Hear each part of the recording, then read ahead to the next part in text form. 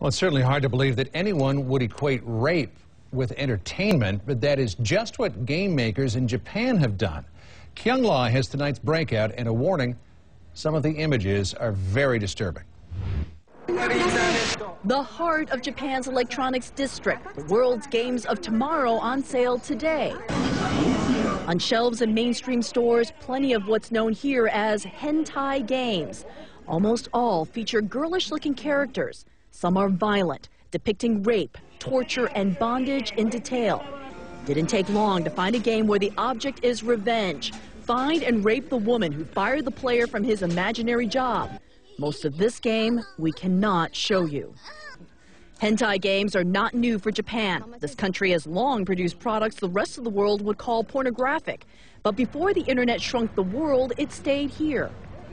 A quick web search generates hundreds of Japanese games. Once a game goes on sale in Tokyo, it's digitized and shared everywhere. This one, called Rapeplay, begins with a teenage girl on a subway platform. With a click of your mouse, you can grope her and lift her skirt. You, the player, stalk her, her sister, and her mother, following them on the train.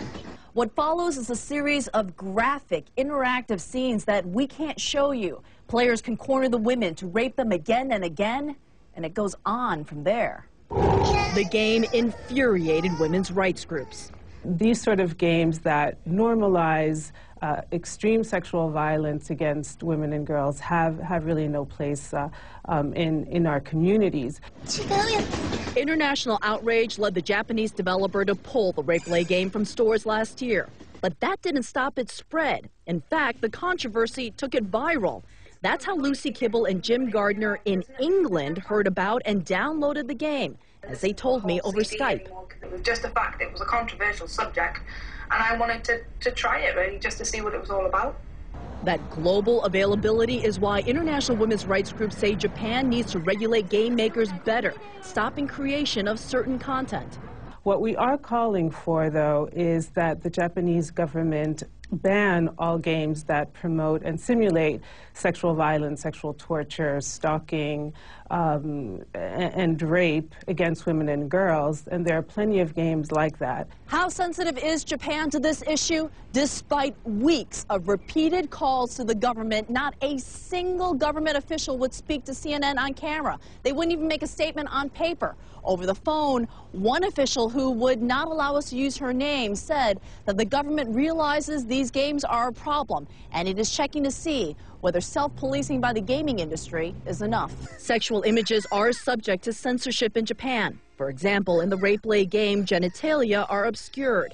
But Japan does not have laws that restrict video game themes. Did you feel offended as a woman?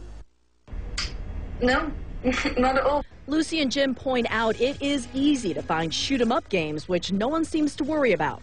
It's escapism. That's why people play it. It's the idea of banning it or telling people what they can and can't do just because on the off chance some kid might get involved in it is just ridiculous. But women's rights groups say the interactive games step closer and closer to reality, and no one should play a game where the only way to win is to rape.